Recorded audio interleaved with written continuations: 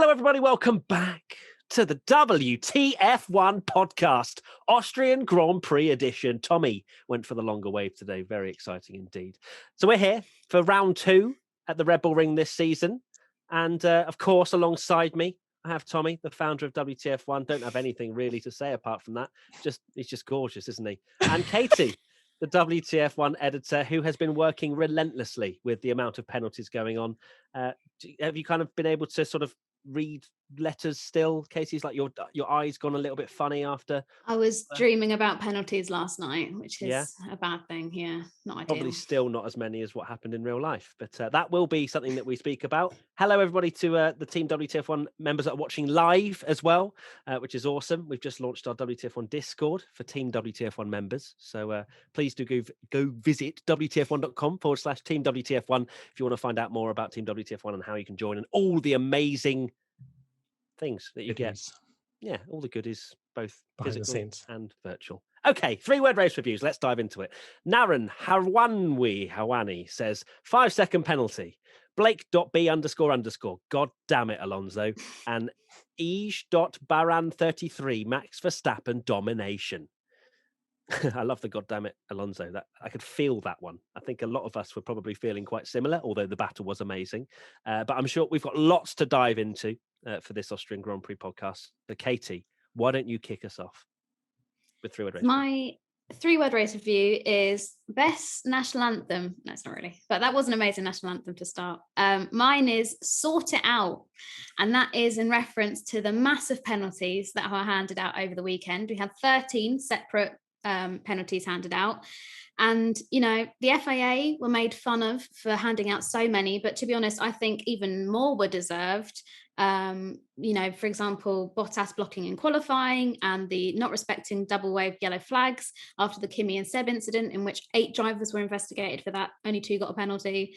And of course, Lando's penalty and Checo's penalty. There were so many to talk about, and it's a shame that for what was a fairly eventful Austrian Grand Prix, especially in comparison to the week before, has now just been completely overshadowed with penalty chat. But I mean, I literally do nothing but talk about penalties and penalty points. So I've got pages of notes for this podcast, and I'm going to go off on a rant.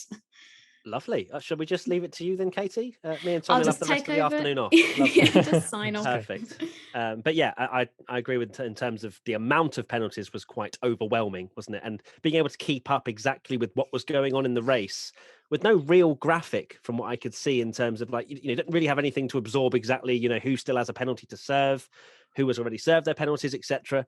So it was quite difficult to, especially if you're a newer fan, to keep on top of exactly what's going on in the race. I mean, fair enough. Some of the penalties were absolute slam dunks, i.e. Yuki Tsunoda not being able to get round the white line.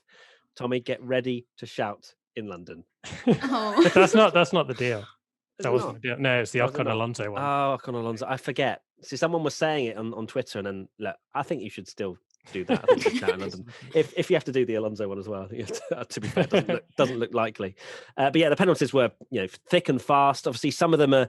We will debate about the actual on-track incidents, the overtakes, the attempted overtakes, and it's always very much up to the stewards. There's no hard and fast rule that you do X, you get a penalty, or you don't do X and you don't get a penalty. It's always very much case by case basis, which sometimes is good, but sometimes can cause quite a bit of confusion.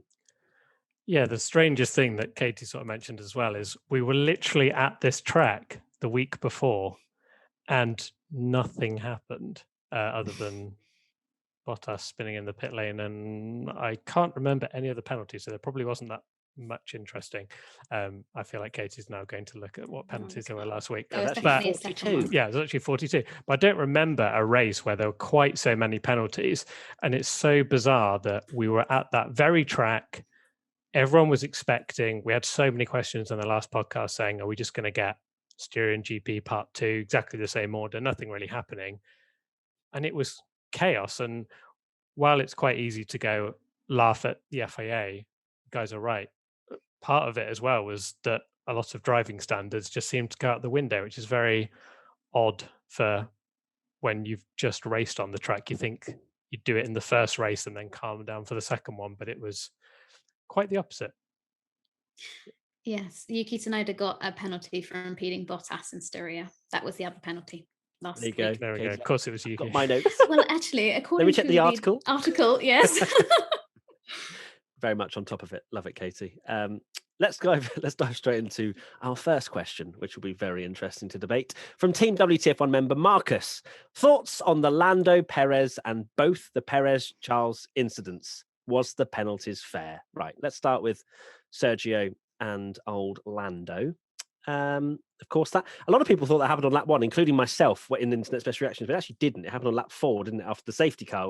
But it felt like lap 1 because those first 3 laps were a little bit nullified. But yeah, I've kind of been going backwards and forwards about the whole thing because you kind of look at the rules, and there is actually a video going out hopefully tomorrow about all the overtaking rules in Formula 1 and what you can and can't do. But when you actually look at the rule book, Perez deserved space. That when you look at it, he was side by side with Lando going into turn 4, and that's what you need. As a driver trying to take round the outside, you have to be side by side. If it's on the inside, it's half a car length. So you look at the replay, he's very much wheel to wheel. You can then argue on Lando's side, well, you're putting yourself in quite a perilous situation where Lando's obviously going to try and defend the position and he's going to naturally move out wide. But for me, when I was hearing the commentary saying, yeah, but I just want hard, fair, hard racing, that for me isn't hard racing. And there's a difference between being pushed off the track and onto runoff, and there's a difference between being pushed off into a gravel trap. So there's clearly 2 different rules there that are kind of very grey because, if you push someone off on the runoff area, there's not usually a penalty because they can carry on and keep battling. But because they dipped a wheel on the gravel, that's the battle over. So for me, I thought Lando's penalty is fair in terms of what you look at is the rulings right now. I'm not saying that's what I agree with because I would rather it be more a case of understanding the whole situation and maybe, it's a bit of a racing incident. It's 1 lap after a safety car. But if you look at the rules, it deserved a penalty. Yeah, I was similar to you. When, to be honest, when I first saw it, my initial thought was, that's a bit dodgy from Lando. I think he might get a penalty there, or at least it being looked into, because we've all, if anyone that plays racing games, I absolutely despise it when you make a perfectly legitimate move and you have your car alongside and the person in front of you just pretends you're not there and just runs wide and into the gravel. So I can understand Perez's frustrations. Obviously, he did the very same thing later on. So I can understand his frustrations there, because the thing you mentioned is the commentators were really going ham on this whole, like, oh, it's stopping. We don't want to stop wheel-to-wheel racing. It's like, that was stopping wheel-to-wheel racing because Lando essentially just pushed him off the track, rather than if he'd tried to get more on the inside, I think he would have, they could have gone around the corner for like into the next corner side by side, and then you're getting wheel-to-wheel racing. I think George Russell and Alonso was the perfect example of that. Those 2, that was brilliant. They were so tough on each other, but fair. They always gave the room. Even the move where Alonso tried to go around the outside of Russell, he gave the space on the outside a car's width, which I think you should do. And I think that is fair. And I think that's the FIA's way of saying, look, you can't do this, because I don't want to see the person in front is able to just push the other car off the track. I guess my issue with it was, I don't understand why they can't, and maybe this is for the next question, but I don't understand why they can't use a black and white flag like they used to, where they say, look, do that again and you're in trouble. They did it with, I think it was Leclerc and Hamilton in Monza. And obviously Lando would have got a warning to know that next time, maybe if Hamilton tried to do it around the outside, he can't do that again, or he's getting in trouble. And maybe Perez, again, wouldn't have done it for the second time on Leclerc because he knows he would have been in trouble. So, yeah, I think I'm not surprised they did something. I personally don't think it needed to be maybe that much of a harsh penalty. You could just give people a warning, and that would allow, the racing that we want to see. But I guess on the same sort of thinking on that front, you say that, getting a warning, but then the stewards are then saying what you've done is wrong, but we're not going to penalise for you. And Perez has gone down to 8th or 9th. So then obviously Red Bull maybe would be like, well, you've just accepted that Lando's done something wrong, but you're telling me that he doesn't deserve a penalty. So then you have that conversation maybe as well, where it's even trickier, because it was so weird to see the Leclerc Hamilton battle in 2019 at the Italian Grand Prix, where he pushed Hamilton off, but it was only a black and white flag. We didn't really see much of that at all, did we? And then it just kind of popped up. We were like, oh, okay, we've got a middle ground now, but then it hasn't really been used since, as you say. So it's a bit, it's just a weird one, because I guess Hamilton was able to carry on quite closely again to Leclerc. He wasn't really affected as much as maybe Perez was.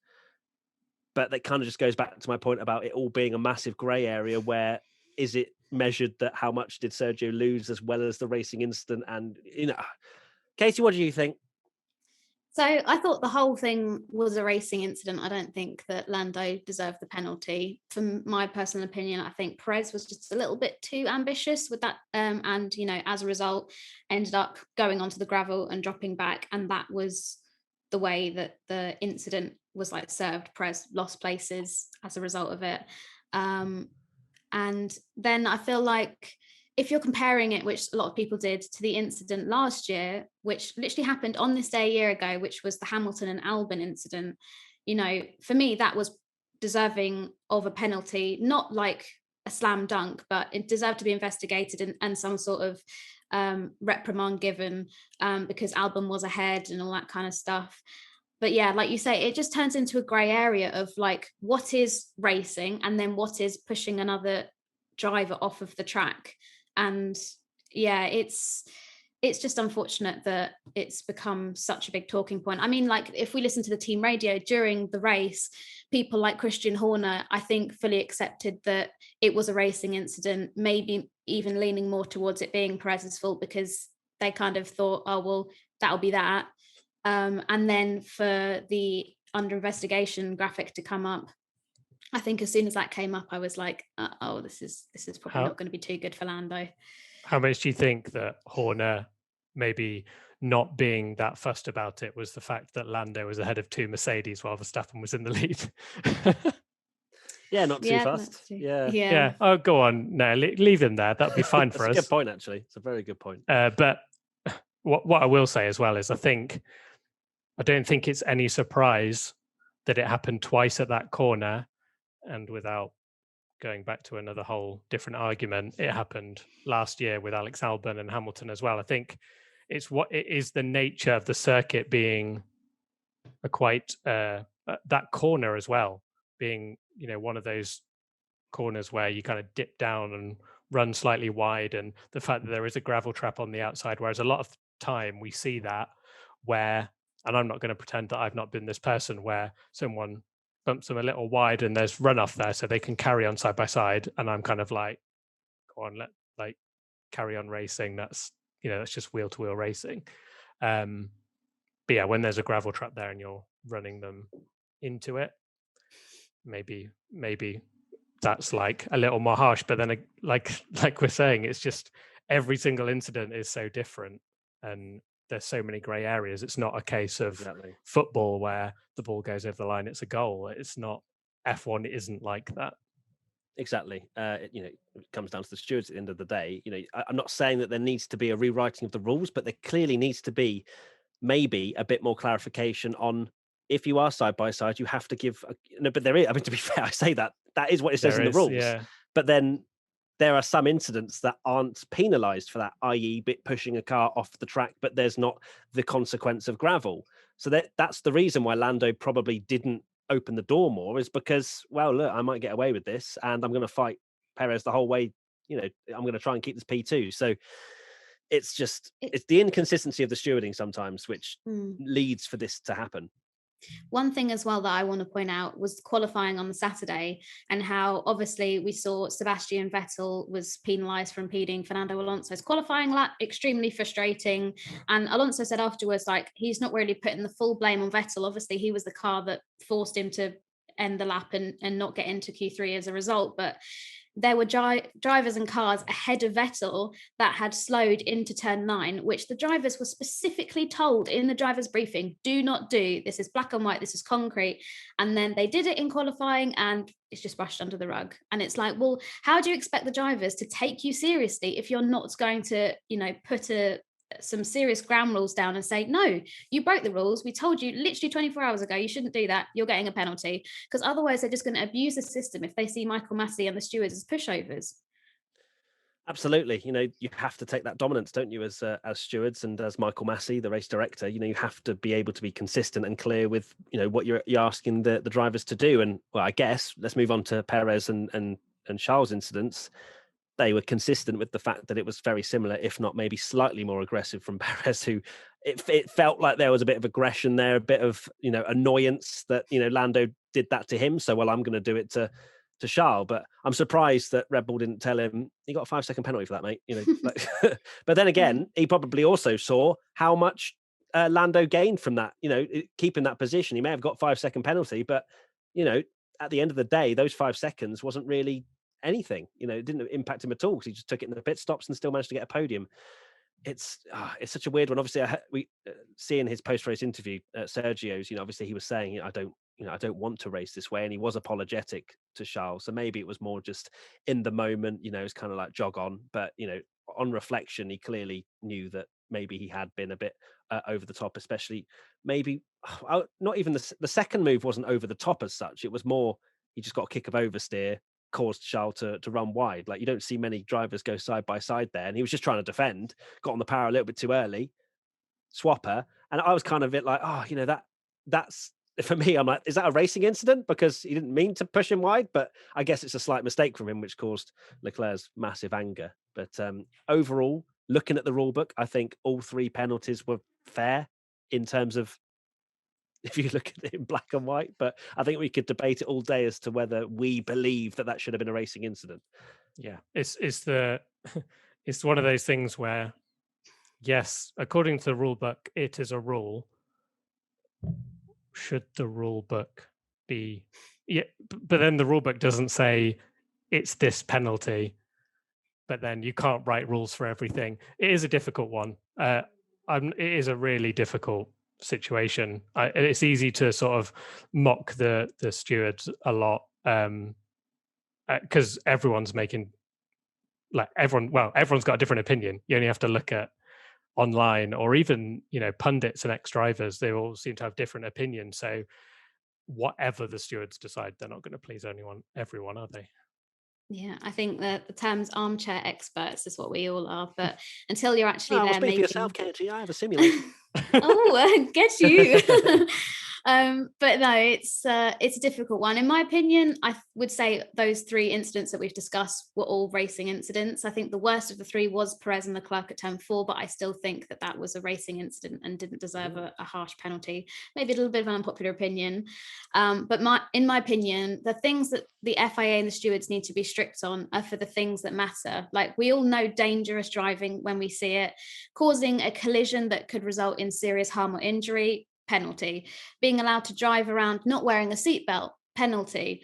Not slowing down for double wave yellow flags when there's potential marshals on track, penalty. But when it comes to things like this, like the Norris and the Perez and Leclerc incidents, this is where like the inconsistency chat comes into it, and that kind of word, because it's very subjective as to what was, deserving of a penalty or not. I think in terms of penalty points, and once again, this is something else that we'll talk about as well, like, yeah, there needs to be a clear set of rules where if you do any of the above, then it's simple as like you get the penalty kind of thing. But we'll talk about it more in later points. But I personally think that we should see a permanent set of stewards rather than them chopping and changing every other race weekend. Like, I know that it's probably been done to stop any unconscious bias or, favoritism from maybe an ex-driver. Like, I've made some notes of people, I think maybe somebody like Felipe Massa or Rubens Barrichello or Alex Wurz. Obviously, he's got the links with the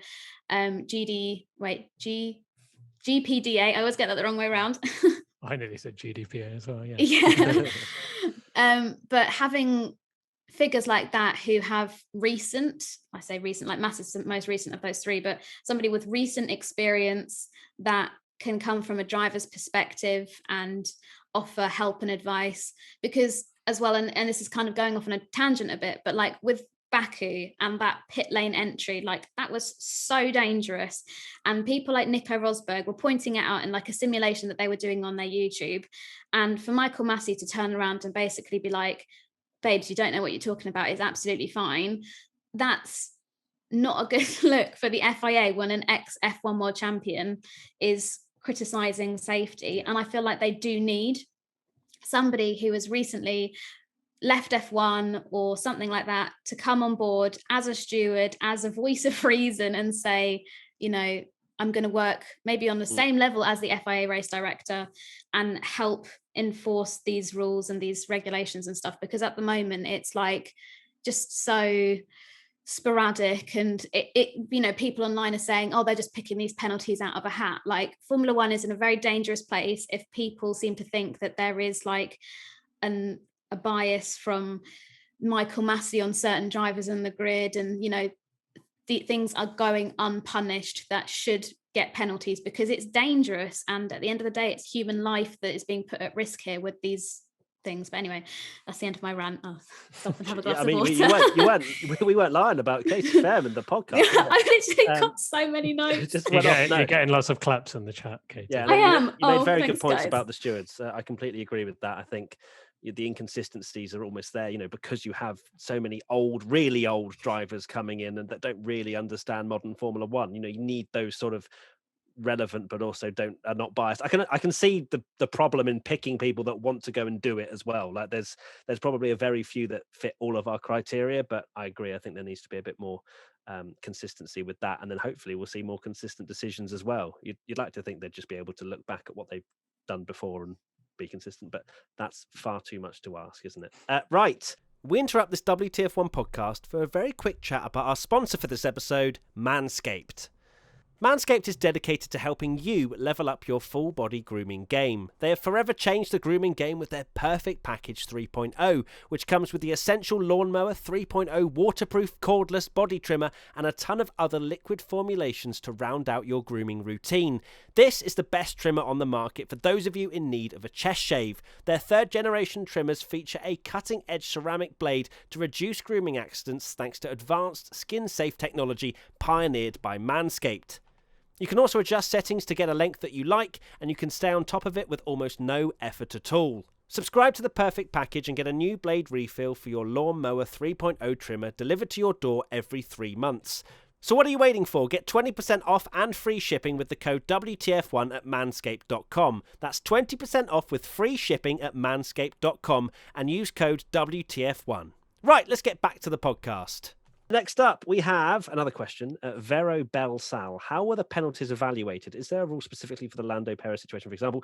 I think we've kind of covered that in terms of just the fact that it's all very grey. And for me, I think it needs to be clarified that, because I'm not a fan of drivers being run off a track. So for me, I didn't enjoy either of the turn 4 incidents really with Lando and with Sergio and Charles being pushed off the track. I think both of those, in my opinion, I wasn't a fan of being pushed off. I think that the driver has a slight responsibility there, but that needs to be clarified. You know, if there's gravel there, they can't push them off. If there's a little bit of tarmac, fine. You know, there's a little bit more relaxation there. That's what a track walk's for, you know, to know the places where you can maybe push a driver and not. Anyway, that's, I think, the way we get hard racing and maybe the fairest. Another question, K Moy's Fitness. What needs to change to improve the consistency? Well, there you go. I mean, you've pretty much answered that. That was Katie's rant, yeah. Let's move on. Tommy, 3-word race review, please. Mine is penalty point chaos. And we've obviously gone in on the whole 5-second penalties. There were many of them. But this is now about penalty points, and there were a lot dished out over the weekend. A lot.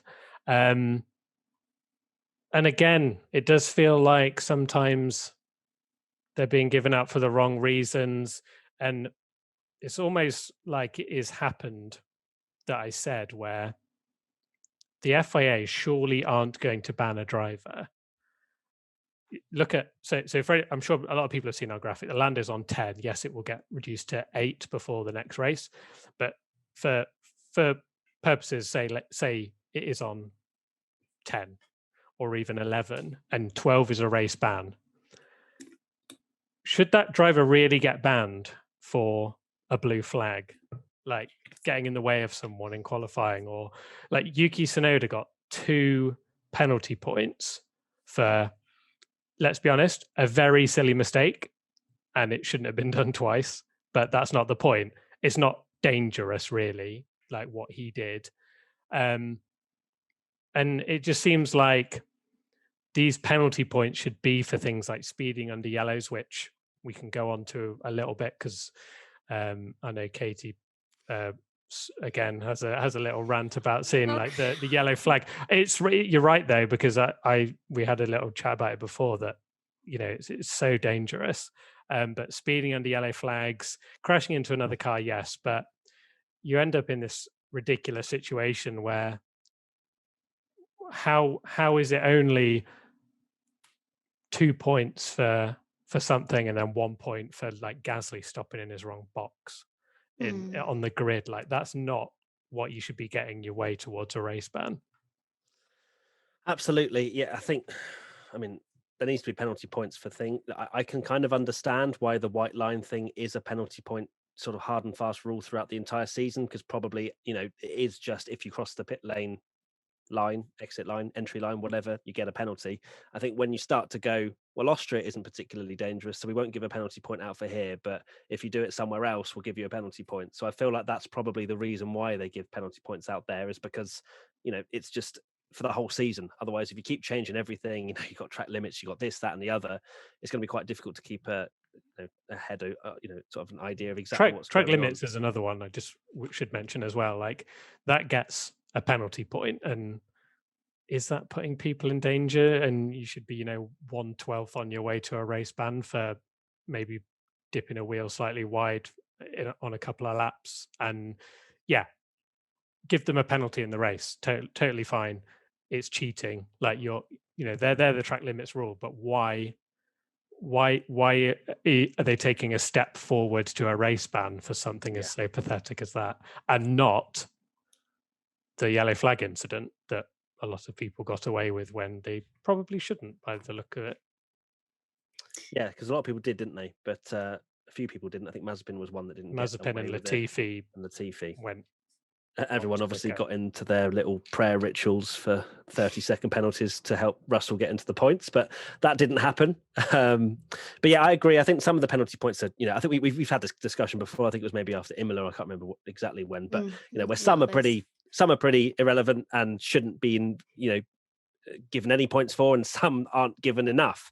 Daraka Shan says, how is it that Tsunoda, Raikkonen and Norris all got 2 penalty points? Doesn't make sense, because the Vettel-Kimi crash was more dangerous.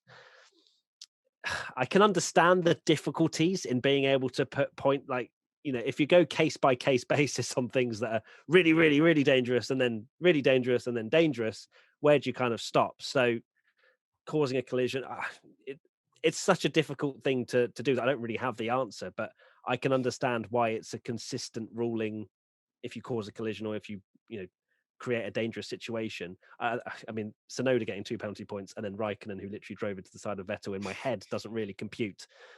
But then if it's in the rules that one is crossing a white line and you do it twice, that's how you get 2. Exactly. It messes with my mind, this whole thing. It's just a blub.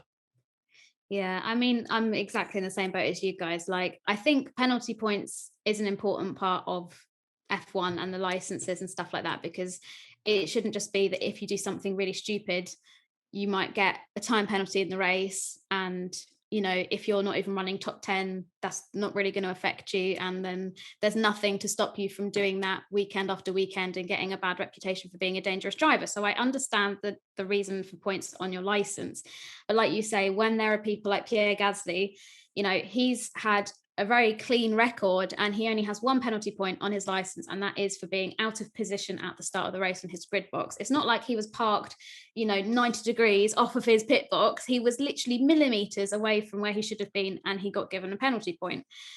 But looking through the list and the article that we've got on WTF1.com, if you're interested to see how many points, little plug there, how many points your favorite driver has.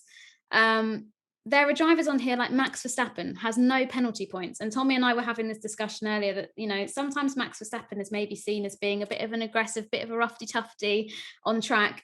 no penalty points. He's very well behaved.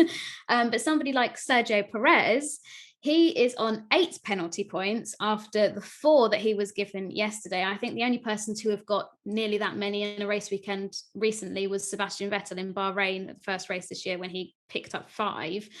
But yeah, 8 penalty points. His next one, he has 1 point that expires 16th of August, and the next one expires in September. So he's already picked up 6 penalty points, which is halfway to a ban this season already. And we've only just finished round 9. And what scared me yesterday, and I put it out on Twitter, was that he was one of the 8 people investigated for not respecting double yellows, and that is 3 penalty points. So he would have been on 11 penalty points, 12 as a race ban. And you know, we've not had it yet where a driver has been suspended for a race because they've exceeded their penalty points, but it can happen. And you know, yes, Red Bull might draft in Alex Albon. They can put another driver in that car. It's not like they can't run that side of the garage for the weekend. They can bring in a replacement. But also, and it's something that I don't quite know how they should approach it, but I don't really agree with this method, is that once you hit those 12 points and you have your suspension, like your points are just removed, they're void. So I don't know. It's well, can you imagine if you hit 12, get banned, come back, and you have 11 again? So you're like, right, you don't do. Well, I think there should be something. Yeah, I don't know. It's hard to know because I guess there is some flaw in that system. But like, you can wipe them, but then it argues that if you do something dangerous again in your next. You've not learned your lesson. You come back. Position on your grid box banned again. I wonder, that might be a bit much, but yeah. I know Lando's going to have 2 taken off before the British Grand Prix, so he's currently got 10, but he'll have 2 taken off because he got them on the 10th of July. That being said, he's still going to have 8 for the rest which of the season, expired to November, and that's a lot of races. And if you think you can get 1 penalty point for blocking someone in qualifying, that's add up quite quickly. They can add up quite quickly, and they have. Like, I'm looking at Yuki Tsunoda. He's a rookie, so he's got essentially till April, and he's a quarter of the way there. But you look at the things that he's actually getting, he's a third of the way to a race ban as a rookie for crossing 2 white lines, blocking someone in qualifying, and track limits. It is a bit weird, isn't it? Yeah, how it's done. It's hard to know how it can work, really. But yeah, we move. Yeah, another one more thing did want to mention. I'm sure K2 will go in even more, but there was a good tweet thread from Sam Collins where he was looking at the sector times of the people. I can't remember if he tweeted it before the penalties were given or after. But even the people that didn't get penalties did not really slow down. I don't think 2/10 off your fastest lap is slowing for double waved yellows when there's marshals on the track. Because there was actually team radios as well, wasn't there? I think Carlos came over like, so did you see I slowed down a lot for that yellow flag? And I think Perez was like, I lost so much time in that yellow flag period. And you look at the sectors and it was like 0.2 of a second. He was like, guys, I'm slowing down. Are you listening, stewards? I slowed down a lot, okay? If you're listening to this, don't check the sector times. So yeah, I mean, that sort of stuff, again, unless you're like the nitty gritty big F1 fan or tech guru, you're not going to look into that. So most of the fans will be like, okay, fine, all right, well, whatever. But when you actually look into it, you go, where is the line? What is it? What is the percentage that they need to slow down? Is that a hard and fast rule again? I don't know. Like, that's Formula One for you, isn't it? Yeah. Moving on, because I feel no, I'm not moving on. I want to talk about this. Oh no, about penalty points. I'll be really quick. The Penalty Point Podcast. Sorry. No. This is. We've not had one of these for a while. Yeah, sorry. I feel like I need to get this out in the open. It's been building up for a long time. Right, Tommy, take your headset off. Yeah, go make yourself a drink. I'll be fine. Okay. Yeah, so I understand that the FIA has more evidence and telemetry than us armchair experts have and stuff. But with all of this AWS data and F1 TV allowing onboards with every driver throughout the race, it does mean that videos and information on sector times and stuff like that is now made available to the public, and they can make observations and say, you don't think that's fair. But from looking at the space of a month or whatever, or the last 4 races. Like in Baku, we had evidence of all of these drivers who did not slow down for when Max Verstappen had his tyre blowout, and that was extremely dangerous on the start-finish straight. And for me, nobody got penalised for that, even though it was evident that certain drivers, like both Alphas, had their foot to the floor going through that. Like there was no evidence of slowing down, but Michael Massey said too many people did it, I can't penalise everyone, all that kind of stuff. And people will then just take that attitude and run with it and try and get away with whatever they can. And yeah, Mazepin and Latifi were the only 2 who were given this 30-second penalty post-race and the 3 penalty points for it. But from my personal opinion, and from those also online, like you say, ex-pundits and Sam Collins and such, to me, it didn't look like they slowed down enough, especially, and this is just a little personal thing from me, but with the incredible Max Verstappen fans, I think they have the Orange Army, that's what they're called. They love a good old flare, don't they? And they were setting off tons of flares after the end of the race when Max had won the race. And to a driver coming around that turn where Vettel and Raikkonen had crashed, it's probably quite easy at such high speeds and on a blind corner to come around that corner. One, the flares might have slightly affected visibility of these panels on the side of the road. I know they've got engineers in their ears telling them that these incidents have happened and stuff like that. But also judging that there's been a crash, because there's pictures that I've seen of the flares and the wind is blowing over to the direction of where the crash is. And then you see where the drivers have gone off in the gravel and have also kicked up a lot of dust. And it could be quite easy to come around that corner and misjudge the scenario anyway and think, oh, it's just a flare that's gone off, and not, oh, the driver has had a crash here.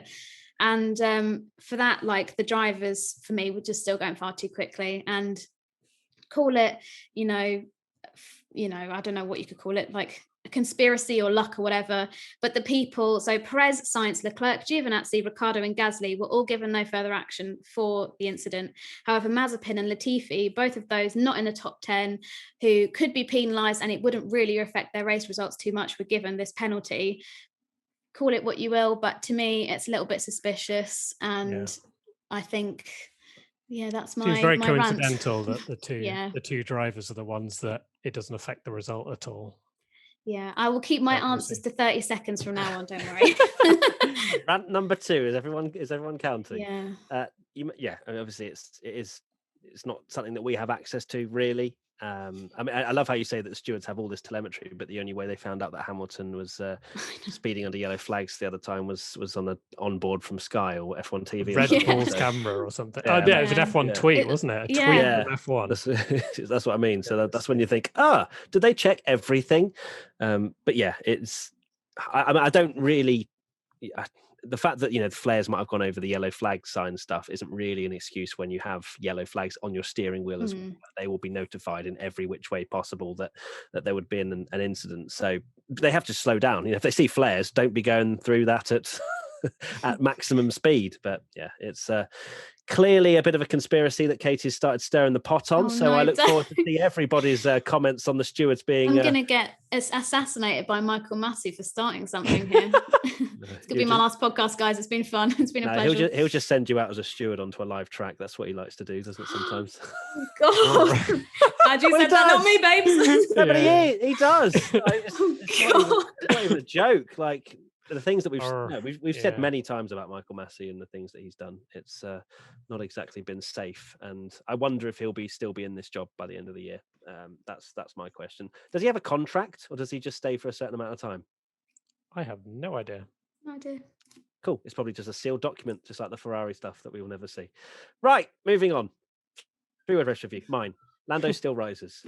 I think I've said something very similar before, but YOLO.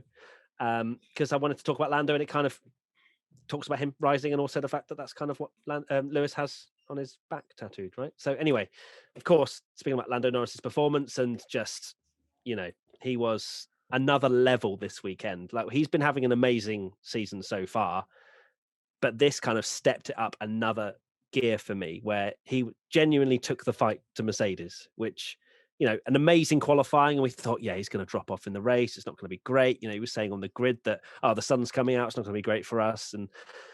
But he was on the medium tyre, which of course was a great qualifying performance because it was so tight, such a short track.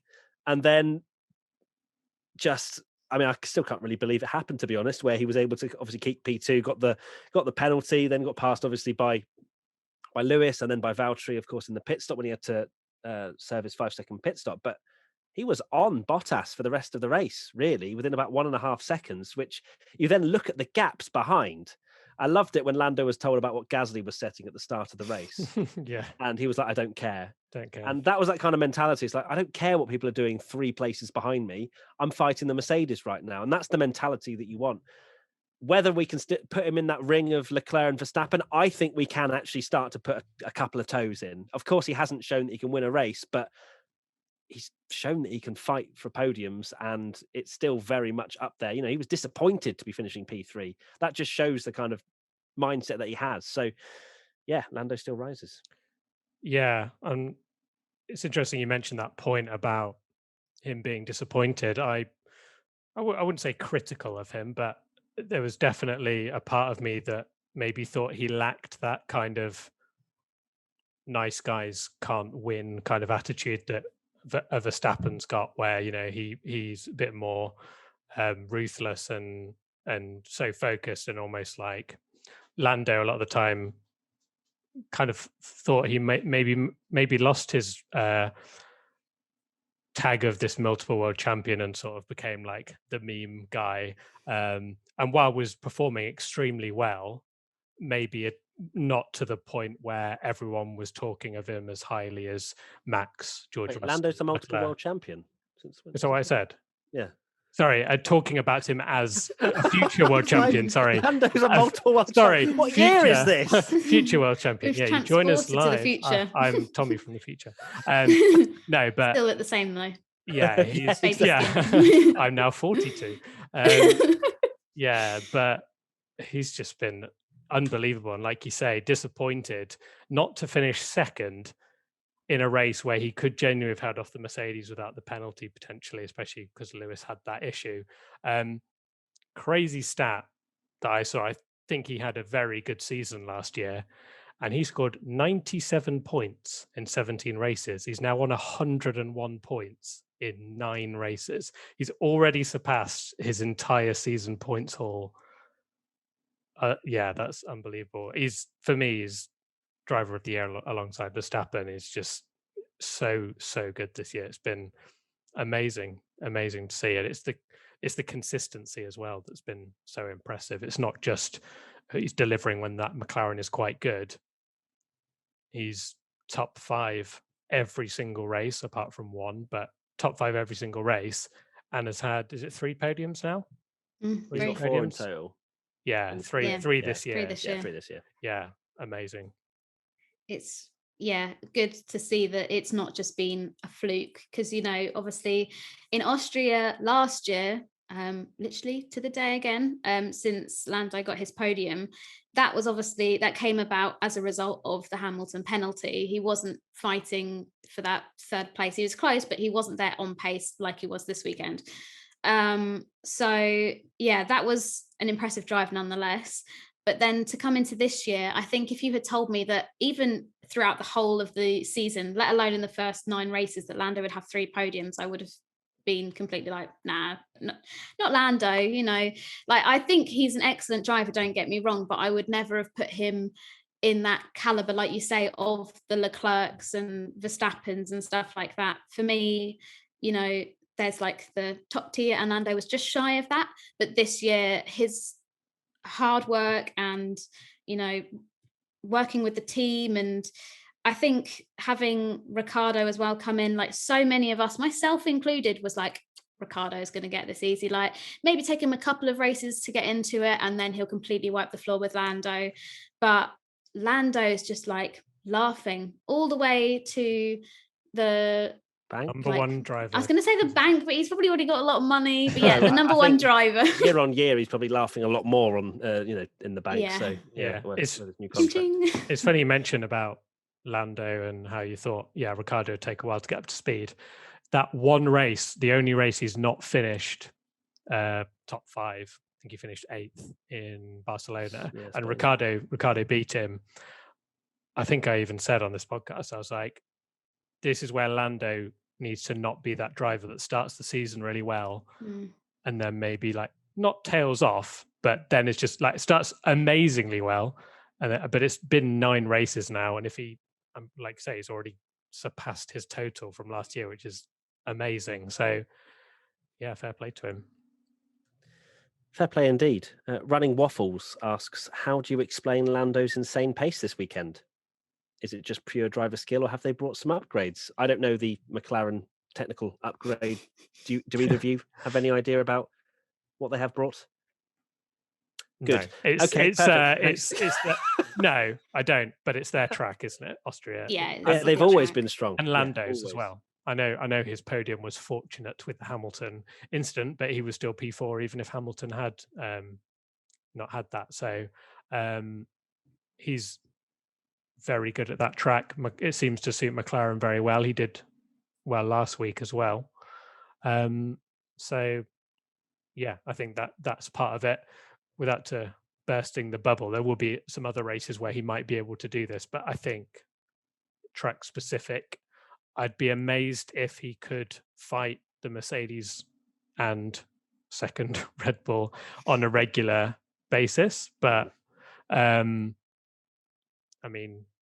even if he's just banging P5 every single weekend, it's the best he can do. So it's best of the rest, really, isn't it? So exactly. Sometimes a driver will just get the setup right as well. Obviously it helps to having been there last week, and you're hitting the ground kind of running in FP1 this week, or sorry, last week, I guess technically, for the Austrian Grand Prix. And as we've said, Lando's great round there, and the only thing really changed was it was a step softer compounds, and clearly that worked really well with Lando. He was able to extract the pace really nicely, and you kind of think, well, we have McLaren taking a step forward. Danny Rick wasn't exactly extraordinary this weekend. He had a good race and managed to get himself well within the points, but his qualifying was pretty poor, and so it wasn't like, oh, McLaren are now in the sort of fray. It's Lando's in the fray, and he clearly got it right. Clearly loves that track, and I think they'll be very much behind when we come to Silverstone in a couple of weeks, but let's see. Maybe, stranger things have happened, i.e. this weekend just gone with Lando getting P3. Another question, Team WTF1 member from Nathan Harradine. My question for the podcast is, when are F1 fans and experts going to give Lando the proper respect he deserves? I think I probably speak for all of us when I say he's getting that respect. I think, I don't think there's anyone really disrespecting him. There's a few fans that obviously think he's, a bit of a fraud, and oh god, the things you see on Twitter with these horrendous fraud things like that, and all that kind of stuff. It's like, jeez, and what has the internet become? But yeah, some people have said that Lando, will get shown, exactly how to drive by Danny Rick coming into the team, and I'm not saying that I didn't expect Lando to be to do as well as he is, because I genuinely thought Daniel was going to beat Lando over the course of a season, but I think this has pretty much silenced all of his haters when it comes to his actual talent. Yeah, like I said earlier, I did doubt him a bit. I guess the only thing I would say is that while he's been unbelievably consistent, we've seen, for me, he's no doubt driver of the year alongside Verstappen. You've kind of alluded to this before, I think, Matt, as well. And I really hope it happens. I want to see McLaren with a car that could potentially win a race, because I think having a car that you can win a race is a completely different kind of pressure, and it's a different ball game, because we've seen the likes of, I'm not comparing him to Hülkenberg because he's got podiums, but Nico Hülkenberg could be that guy that finished best of the rest every single weekend without fail. But as soon as he had that car to do well, he might not have done it. So I really hope we see it, because how good would it be to see Max Verstappen in a Red Bull, like Charles Leclerc in a Ferrari, Lando in a McLaren, all going for race winning cars, going for titles together. That's what we can kind of see in the future, and I think that's where for me, if he can do that, he then goes up another level. He's almost there. He's definitely almost there, but then he would be in that bracket. And let's not forget Carlos Sainz when we're talking about young drivers doing well and potentially being in the shout of world championships, because Carlos is driving incredibly well, and he is a match for Charles Leclerc at the moment in a lot And of how ways. well Lando's doing and how well Sainz did against Lando is, You're I wondering think where McLaren Lando's, could be right now. well, Lando said himself, he's like, people really underestimated just how good Carlos Sainz is. And I totally agree with him. Yeah. Be interesting. Like if Carlos was there now finishing the same-ish position as Lando, sometimes a little bit ahead, they could be right in the constructors. I wonder if he's kicking himself slightly after seeing Lando's performance around Austria. Maybe he could have had the best opportunity at McLaren. I mean, I'm sure he probably was kicking himself when he saw where Ferrari were at the end of last year, but at least Ferrari have taken steps forward. Right, let's move away from Ferrari and Red Bull and all that and McLaren to Mercedes. Matt Smith _44 asks, do you think Mercedes are seriously considering putting everything into 2022 and have sacrificed this year? Are we going to get this question every single podcast? Yeah. Just, whoever has lost the last race, are they throwing all of their eggs away now? It's And literally the Nico Rosberg explosion meme, isn't it? Literally. As we kind of said last year, it's not over. We've had 9 races. We're not even halfway through the year. Lewis, by all means, is never going to quit. And he's not going to say, right, guys, just focus for 2022, because Lewis doesn't know how many years he's got left on this grid. And that sounds very morbid. I don't mean it in that way. In terms of his career. He's definitely got another 2 more. Definitely got 2. So he's got 2 more years, but he's an old man now when you look at the current drivers on the grid. So he'll want to win with every opportunity he gets, especially when going into next year, we don't know who's going to be fastest. Mercedes may not be the quickest team. Williams might be the best, and George Russell signs for Mercedes, and then Nicholas Latifi's world champion. You don't know. Joke. Like, genuinely. Oh my God. Clip this. George Russell finishes 11th again for Mercedes, failing to score a point. Don't as Latifi home to another victory. A nightmare. But exactly. Eggs and all that stuff, I don't think we can really still speak about it. I think when we get to sort of round 14, if Max is 2 or 3 wins ahead in the points, that's maybe when Mercedes concede defeat. But until then, I don't think so. And we've said, at the end of the day, this circuit flatters Max and Red Bull. It's easy to say that 2 weekends now, Max Verstappen has led lights to flag, completely, dominating the season. But he's won there twice when Mercedes were dominating the season every year. So it's not a bad track for them. And Silverstone. Mercedes are very good around Silverstone. Yeah, but Mercedes were also very good around Paul Ricard. That's what I mean. Yeah, 2 races ago. Yeah, but they were in the mix. So, true. And it pains me to say it, but there's something about Max Verstappen and Red Bull where you feel like there might be. Look what happened in Baku. I think that's, for me, is what shows that it's not over. Like, things can happen. Reliability can happen. Apparently not if you're Lewis Hamilton, because he's not retired in a race with a mechanical failure for 3 years now. 2 years? Yeah, 3 years. It's incredible, 3 years, isn't it? Which is unbelievable. He had reliability problems in this race, which we should probably mention as well, that he lost around half a second a lap with some damage to the rear of the car. He'd gone over apparently some bumps at turn 10, and he didn't think he'd had, but Mercedes kind of came out and said maybe it was just the fragility of the parts. The parts were just too fragile. Maybe they were too old or something like that. I did see him launch over one of the it wasn't exactly like that was afterwards though. That was after we'd heard about it, and then commentators were like, oh, that might have happened there, when we'd heard about 5 laps before they'd done it. Either way, clearly it's just seeing Hamilton have any issue, we're like, oh wow, things are changing. And I can't wait to come to your prediction, Tommy, for the Austrian Grand Prix. I can't wait for you to read that one out, because you are literally on one at the moment. You are literally don't ever say anything good is going to happen in my life, because the absolute opposite is going to happen. Okay. You're going to love my prediction for Silverstone then. Jesus Christ. Until we get to predictions, let's do ABCDF1, shall we? Play the jingle. Now it's time for ABCDF1. I left out last time. I left out deliberately. Such a good rendition. Okay, thank you so much. Cool. Right, here we go then. ABCDF1 time. Remember, you can vote too. Visit WTF1.com and after the race, and you can submit how you feel all the drivers did, so then you can disagree with us live on the website. Lovely. Right, let's start with Lewis Hamilton. I think I've gone for B. B. We said that together. Yeah, Wow, I've also in gone for a B. unison. Lovely. And the fans gave him a B. Valtteri Bottas. I mean, poorish qualifying-ish, would you say? And then decent. He got past Hamilton quite early on in the race. And then he got And then- passed, didn't he? That straight away. Yeah, I couldn't believe that felt like 'cause- team orders to me, or at least kind of No, like he ran wide in the very next corner, didn't he? Mm. Because it was the Perez. Because I watched it back because I remember thinking the same. And you're like, oh, Bottas has finally got past Hamilton. This is going to be interesting. And it was the very next corner. He ran wide, the same as Perez. Got a bit deep, and Hamilton just went up. Oh, did he go inside. to? Because I didn't see it on board. I just saw that he was kind Yeah. of on the left, and then Hamilton just swooped round his outside. Yeah, so it almost he looked like he it ran slid there. deep into the. What a plonker. Yeah. Anyway, it worked out okay, didn't it? Because he finished second, and overall a decent performance. Couldn't really do much more. So,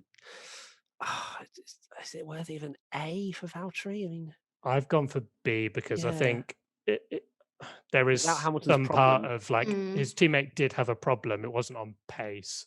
I then think. again, Lewis potentially made that mistake. Yeah. 'Cause- I mean, but then I we can don't hear really all the know, do Tommy, we? you Hamilton fanboy. How dare you? Oh, give don't him the worry, same we're thing. everybody's fanboy and Yeah, hater. exactly. I think B for Bottas because it was.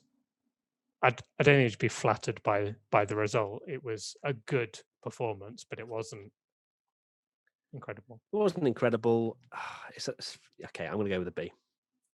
I've also gone for a B. I think it's probably fair to give Bottas and Hamilton the same grade, even though, like you say, it will probably come out later in the week how this incident with Hamilton happened. But Yeah. for now, I'm going to just go And he with should have what got an F or Mercedes said. something. Yeah, with what Mercedes said, which was that the parts on his car were just fragile and broke kind of thing. Weren't just a driver little error. bit fragile. Just yeah, drive it on the track. Bottas was given an A B-star. by the fans. A lot of people saying B star in the chat, which is quite funny. Yeah, B star is the fair, but we Not don't do- happening. Yeah. No, we try every week. Yeah. So Bottas got an A from the fans. Max Verstappen A star. Moving on. Easiest A A-star, star of yeah. the year, I think. Yeah. So dominant. Just ridiculous. God, I bet you loved every single lap, didn't you, Tommy? It was one of those races actually where you kind of forgot he was in it. Yeah, And I I could agree. not Yeah, believe totally. it felt like one of the better races of 2020 where you just put in your mind that Hamilton's already won and you can forget about it and see what's going on in the midfield. And I can't believe it's happening with Verstappen in that race. You just were like, okay, Verstappen's won. What's going on in the midfield? Yeah. And then for Red Bull to just pit him and do a 2.2 second pit stop when he's 30 seconds in the lead, they're just looking so chill, aren't they? Not from the Hungarian Grand Prix. They won't be doing 2.2 second pit stops, they or they won't. might still Check manage out the it. F101 on. Yeah, all these Pit plugs stops. that we're doing today. Why? Love F1 it. slow down pit stops. Yes, and the fans gave Max Verstappen an A star as well. Sergio Perez. Perez. See, look, I've Perez. managed to change. I've managed to change the pronunciation to the right way, just for everybody watching. So you're welcome. Perez. C. I've gone for C as well. What a shame because he actually did his. He was in a best great qualifying. position. Yeah. He sorted the Heatfully. qualifying out and then messed up the race. He did the reverse. Of all the places as well to sort your qualifying out in Austria, where it's so tight and you need to do a pretty decent lap to get third on the grid. You'd like to have thought he would have beaten Lando on track if he'd got past him, and that would have been a Red Bull 1-2 easy peasy lemon squeezy. But alas, it didn't work out that way, and then maybe slightly overflowed with frustration when Charles tried to do exactly the same thing as what he did to Lando. Yeah. But yes, C for. Are you happy with that, Katie? I am. Yeah, I mean, Your face is not saying that. no, well, I just think that he like completely ruined his race, didn't he? Like he Are you going for could lower? have- I'm going to stick with a C because otherwise all of Mexico will be after me. But yeah, it's just I just don't like seeing Checo throw away what could have been an easy 1-2 with the team. And you know, he was involved in a lot of incidents, although I still think they're racing incidents. As I said earlier in the podcast, you cannot deny the fact that Checo was under investigation a lot this weekend, which is far from ideal. But yeah, I'm from going to ideal. go for a C, I think. And the fans gave him a C as well. So there you go. Lando Norris, A star. Moving on. A star, easy peasy. Sorry? Easy. Yeah. B? A star. Okay, no. Which is actually, yeah, I A mean, C, I giving think somebody it an is A star who got a penalty during the race is an interesting. That's impressive. That is impressive. good. Yeah. But I think that's it's when you've had deserved. a storming drive, isn't it? Yeah. and when it's also slightly grey area as to whether or not he deserved it Yeah. anyway. So yeah, and the fans gave him an A star as well. Daniel Ricciardo, shocking qualifying, decent race, B.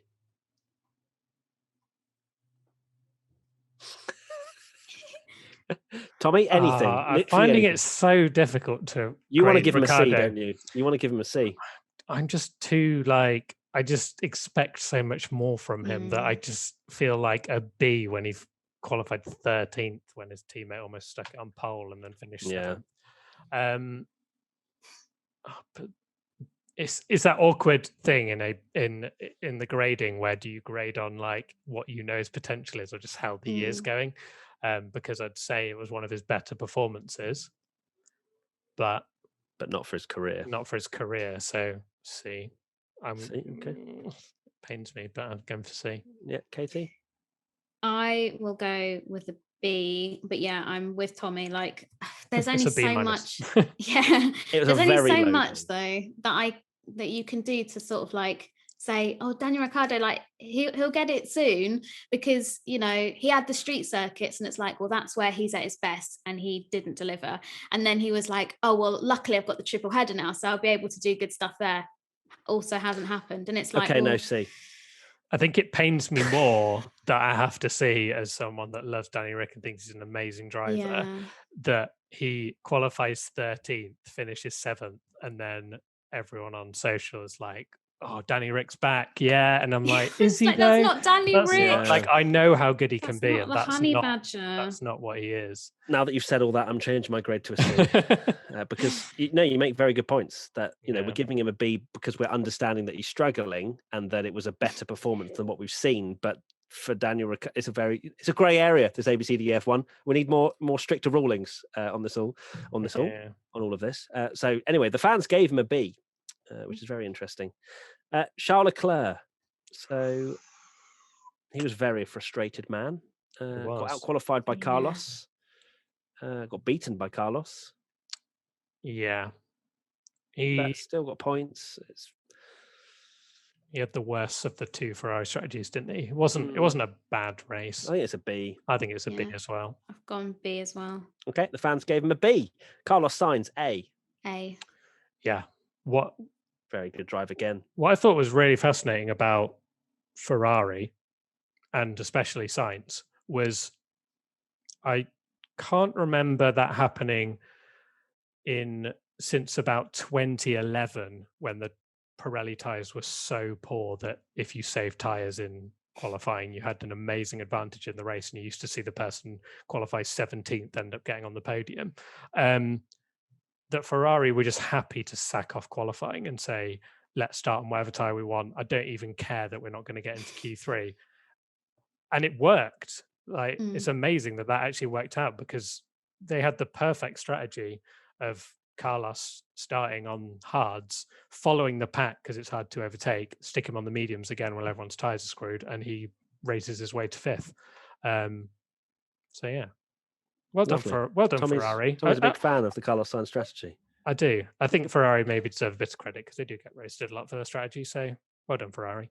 Yeah, I mean, they literally copy and pasted basically what they did with Carlos last weekend and said, let's do it again for the Austrian Grand Prix as well. Just go long, make it happen. Yes. And the fans gave Sainz an A and Leclerc a B, if I said that or not. But anyway, moving on. Sebastian Vettel. Just a mare weekend, really, for old Aston, wasn't it? It was up there at one point, wasn't it? Yeah, they showed some moments of brilliance, but it kind of just dissipated over the weekend. Yeah. He did a 2-stop, didn't he, which screwed him, I think. Yeah. And then obviously getting punted by Kimi didn't help. He was down in but no, he was already down because the 2-stop didn't work. C, just a bit meh. I've gone C for both Astons, actually. Okay, we'll just do that then. The fans have given both Astons a C, and we've given both Astons a C. Lovely. Pierre Gasly. I think he was one of the ones that was screwed by starting on the soft tyres because he'd started P6, didn't he? Lassie loves to start around that area most Grand Prix, but having to pit earlier, and it just kind of screwed the strategy a little bit, and then gets caught up in the massive train and finished P9, I think, didn't he, Gasly? So I think it's a B. It's nothing more. Yeah, I'd say B as well. Yeah, B. It's a good one. Fans gave him a B. Yuki Tsunoda. It was all looking so promising, wasn't it, after qualifying? P7.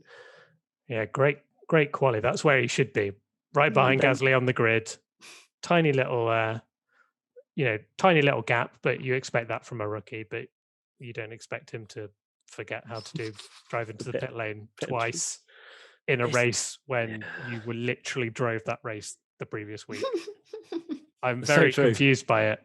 That's one of the things that I think makes it even more inexcusable for me, is they were literally driving that circuit. It's not like the first time he's ever done that pit entry in a That's so race true. condition. Very bizarre. Did that cost him? Did that cost him points, do you reckon? I Or reckon so. It probably would have been ahead of Alonso. So yeah. yeah, So- I think it ruined him. It's borderline D for me. I was going to say that kind of mistake, fair enough once, He's but a rookie. twice, He's a rookie, but that's even bad for a rookie. D. Isn't it? I'm going to go with D for Tsunoda. Yeah, for making an error like that, I think 2 errors. two errors. The fans gave him a C. Fernando Alonso, of course, stole that 1 point from George Russell that we haven't really spoke about, have we, Mr. George Russell? We haven't even spoken about really his No. fight for apart from the great battle that they had, but the pain that we was- all experienced was something that none of us want to really relive. But yeah, Fernando, he just looks so good. Just like I know the Alpine, sometimes isn't that great, but he seems to be already outperforming that car. When you look at Ocon's last 2 performances around here. So it's a B, I think. Yeah. I'm absolutely gutted about qualifying, because I think would have been up there. I think we Yeah. could have Yeah. seen something really special where Alonso does that thing where his teammate's in 17th and somehow he puts it in P5 in a car that just shouldn't be there. I think it's a B. It's almost an A. I think if He didn't really make the race work, though, did he? Like Yeah. P10, it's just yeah, we are definitely seeing the old Fernando back a bit more now, which I'm very excited about. It's great. I'm loving his sassy team radios. I'm loving him just sort of being the old Alonso again. Yeah, I'm very glad he's back. happy, Yeah, Katie. no. Yeah. Yeah, happy. I think you can see how much the Alpine is a bit of a difficult thing to drive, and I think he's doing very well considering. And I'm guessing that his jaw is feeling better after the surgeries and stuff like that, which might be why his performance is getting better. I don't know, but very good. Very good indeed. Esteban Ocon. It's been a horrendous weekend for him. Being out in Q1 and then obviously getting wiped out. I think it's an E. It genuinely is a horrendous weekend for Esteban. And you've got to say that while it's a turn 1 incident, you put your car there when you qualify 17th. Yeah. So E for Ocon. He's had an absolutely disastrous time in Austria. Well, since he Since he new signed. contract. Yeah, got his new contract. Thanks, Everything's guys. gone Bye. Yeah. Yeah, cool. I'm set Even 3 before years. then, in Baku, he had to retire. So that's like 4 races on the bounce where he's had retirements or a terrible result, which is not ideal. But Yeesh. there's hope. Yeah. Are you happy with My my grade, sake. Katie? Yeah, I'd Yeah. give him an E. Good. Okay. I don't know if I said Alonso got B, but he did, and Ocon got a D from the fans. Kimi Raikkonen drove into Sebastian Vettel. D, I've got an E. E. I don't know what he was doing on that. Actually, it last was a lap. That horrendous big qualifying as well, wasn't it? Again for Kimi. 16th, finished 15th, made up a place on the final lap despite crashing, which was very bizarre. Okay, because yeah, of the E. way the penalties went. Yeah, really bizarre blunder from a driver that's been in F1 forever. Yeah, know, since maybe the that's- start of time. Maybe that's the reason. He's a bit Maybe he's finished been now. told to be he's honest. I not was a being kept on. child when he started F1, and Wow, what 1942? yeah, exactly. That's how long ago. Jesus. So are you as Wow. well? An E as well, Katie? Yeah, not really ideal from him this weekend. So yeah, I think an E is fair. Fans gave him a D. Giovinazzi? Fans are a lot nicer than us. I know. Yeah. Giovinazzi, C. It's a standard C for Giovinazzi Yeah. because we don't really know what happened. Don't know what happened. If he gets a point, he gets an A or something. That's how it works, right?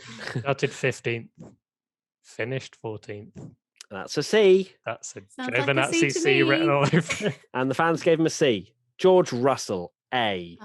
Yeah, A. Definitely. A We're star, not really I think, got speaking. 10th. Yeah, we're not speaking about his race, but Lost a lot of positions at the start, which I think cost him.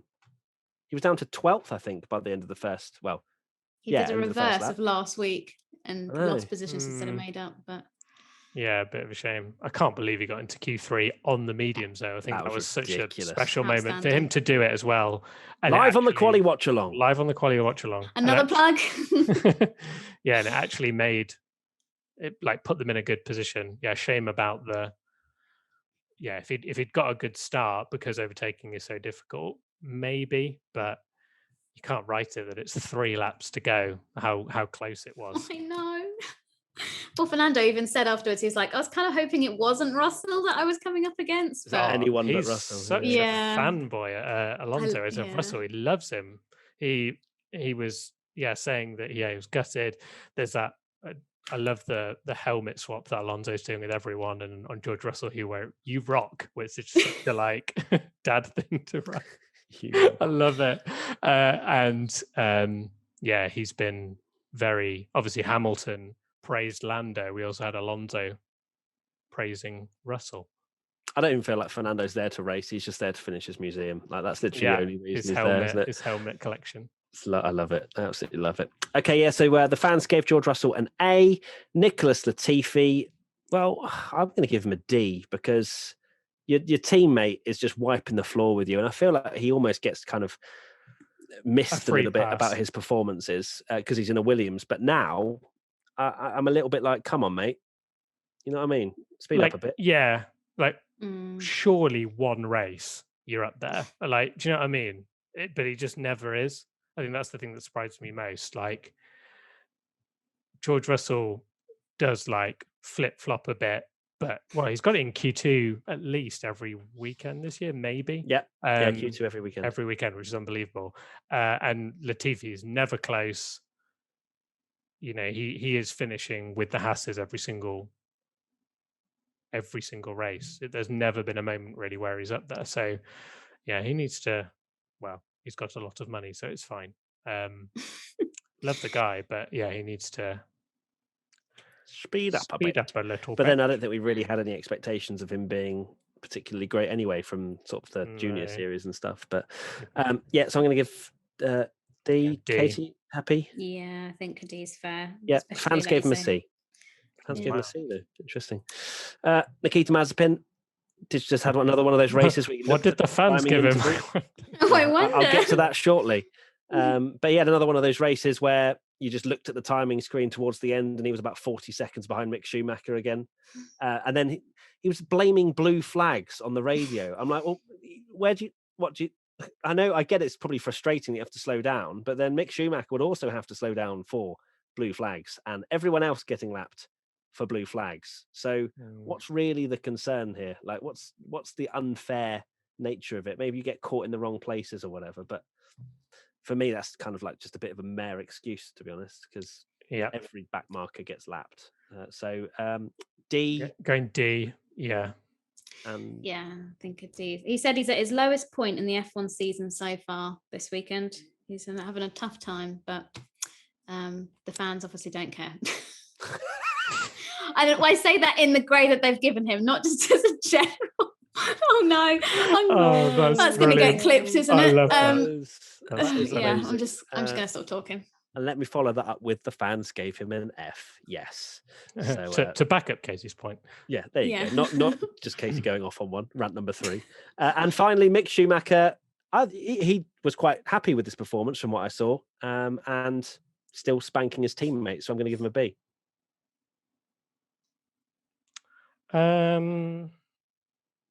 I've gone for C because I literally don't know. Yeah, I'll give him a B. I think B and A is safe for when he beats Williams, to be honest. But he's spanking his teammate week in, week out. What's this guy need to do? I really. Welcome to my Mick Schumacher TED Talk. Yeah, this is your TED Talk now. I really Mick wish Schumacher and Verstappen were 2 drivers this weekend, and Sainz to an extent that kind of just disappeared and weren't really covered or talked about much. What are you going to go for, Katie? B?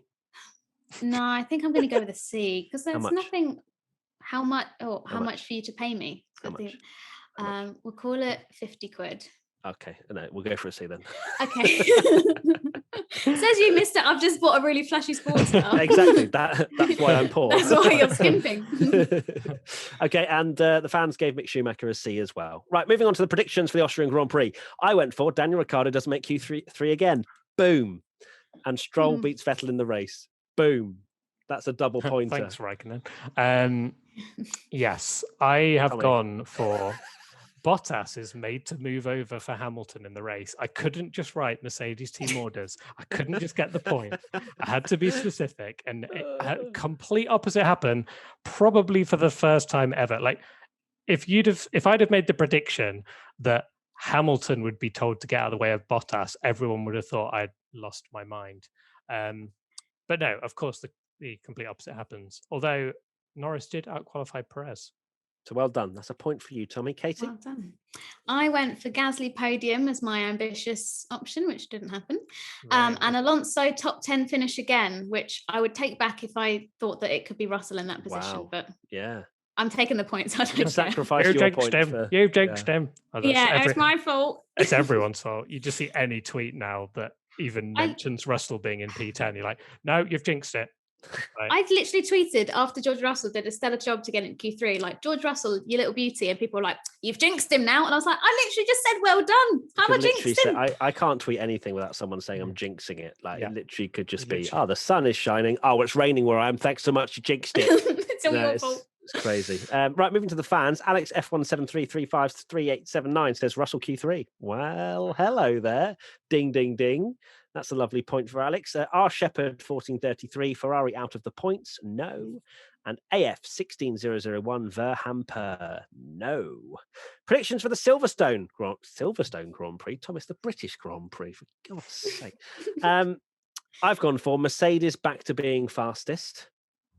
And Alonso finishes top 7. See, I'm not going to go for this top 10 rubbish. Oh, Alonso finishes in the top 16. You know, like, come on, Katie. Let's get a little bit ballsy. All right, you know Mr. Last week did Lando Norris top 5 and both Ferraris in the points. Yeah, they're out at least it's top 5, not top 20. Tommy, you're two. I've gone for the sprint and the feature race will have different winners. So let's see how that goes. Interesting, yeah. And Russell points. Oh, for God's sake. He's going to have negative points by the end of that weekend. Russell's going to go out. He's going to get -1 point. No, he's just going to get penalty points because you're not specific enough. He's going to get a race ban. Russell points. The thing is, I was actually going to say something around George Russell getting points, but only in the sprint qualifying or something. I could be top 3 though. I think Williams are going to be horrendous. I think Williams are going to be horrendous at Silverstone just purely because the wind there is a joke, and the Williams does not react very well to wind, as we've seen. And Austria was quite calm, I think, from what I saw. So, yeah, I think Williams will be right back to being ahead of Haas, and that's about it. Probably, I've given him points, so yeah, probably. Yeah. Katie, your turn. Oh well, we've not included Russell points for like so many things, and he's still not got them. So I don't think why it's did Tommy necessarily have to do it out of all the people? That's true. Yeah. God's sake, Tommy. I've gone for more tyre issues because I know Silverstone can be quite a challenge on these Pirellis. And Leclerc top 5 in quali, or do you want me to change that to top 7 in quali, Matt? What would you prefer? Well, no, if you go lower, that's fine. You know, you can go top 2 if you really want to. I don't want to do that. Thank you. Okay. All right, Verstappen top 2 in qualifying. Yeah. The fans, Mike_Saseta, 4 cars out in the first lap on Sunday. And R. Shepherd 1433. Again, wow, R. Shepherd's getting all the predictions in here, Tommy. He had one last week. Did he? Lovely, yeah. Aston Sorry, Martin both out in Q1. And being ex Raul 19. Announcement of George going to Mercedes. Well, goodness gracious me. We have that. You can have 100 points because we are going to be enjoying that next year. But that's that's it. We are done here for the British. Nope, that's definitely not the British preview podcast. I'm just reading what's on the sheet. It's the Austrian Grand Prix review, and our next podcast will most likely be a preview that we're at when we're actually there at Silverstone at our WTF1 clubhouse. Which, there's still tickets available for that, isn't there? There's still. Yes, the pitch your own tent ones there are sold out of the glamping, but so we've sold out of glamping. Bring your own tent. Fancy bringing your own tent, coming and bantering with us the whole weekend? feel free. Check it Don't out. need a ticket to the WTF1, race either. If you just WTF1.com/clubhouse. And you can find out all the details there. Katie, final thoughts? I forgot about final thoughts, but I've just thought about Clubhouse is that, next podcast we'll be doing in person, which is very exciting, and get to actually. I refuse. I think we should do We're it. all going into separate tents. Separate rooms. With a webcam.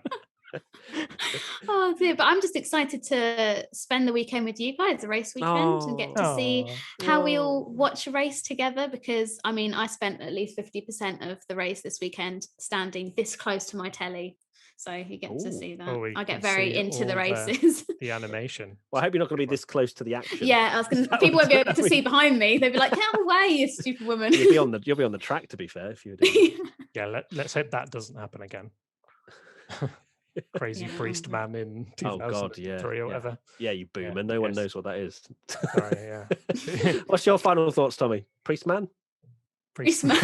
My final thoughts are priest man. No, really looking forward to Silverstone. Looking forward to seeing people again, seeing you guys in person. Doing a podcast is going to be rather novel, having been doing Zooms every day for what feels like an eternity. I know. So yeah, you're just a man in my screen, Tommy. That's all you are. You're not actually real anymore.